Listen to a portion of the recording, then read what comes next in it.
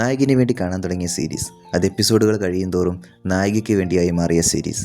ഈ ഓടി വരുന്ന സുമുഖനായ യുവാവാണ് നമ്മുടെ നായകൻ ക്യുമിൻ.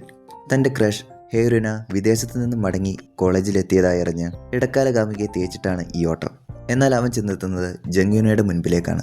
ലൈബ്രറിയിൽ അവൻ്റെ സീറ്റിൽ ഉറങ്ങിപ്പോയതായിരുന്നു അവൾ. അറിയാതെ അവൾ അവൻ്റെ ബുക്ക് എടുത്തതും പിന്നീട് അവൻ തൻ്റെ ഫയൽ എടുത്തു എന്ന് പറഞ്ഞ് ബാഗ് നോക്കുന്നതുമൊക്കെയായി ആദ്യ കണ്ടുമുട്ടൽ തന്നെ അടിയും കടിയുമൊക്കെയായി കലാശിക്കുന്നുണ്ട്.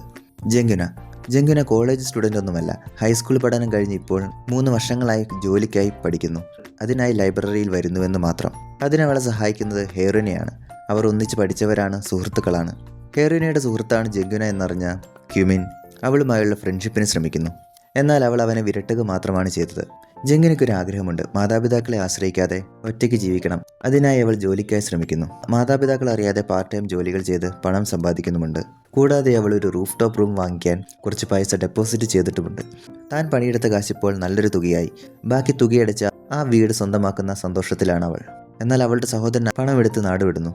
അച്ഛൻ പോലീസാണ്. എന്നാൽ അവനെ ഇനി വീട്ടിൽ കയറ്റില്ല എന്നതാണ് അദ്ദേഹത്തിൻ്റെ പക്ഷം. അങ്ങനെ ഇരിക്കെയാണ് അനിയനെ വഴിയിൽ വെച്ച് കാണുന്നതും അവനെ പിടിക്കാൻ ക്യുമിൻ സഹായിക്കുന്നതും. അങ്ങനെ അവർ സുഹൃത്തുക്കളാകുന്നു. പണം പോയതറിഞ്ഞ് ബാക്കി പണം ക്യുമിൻ അവൾക്ക് കടമായി നൽകുന്നു. ഇതെല്ലാം ഹെയറുന അറിയുമെന്നും അതുവഴി താൻ വലിയവനാണെന്നുള്ള ധാരണ അവളിൽ ഉണ്ടാക്കുക എന്നതാണ് അവൻ്റെ ലക്ഷ്യം.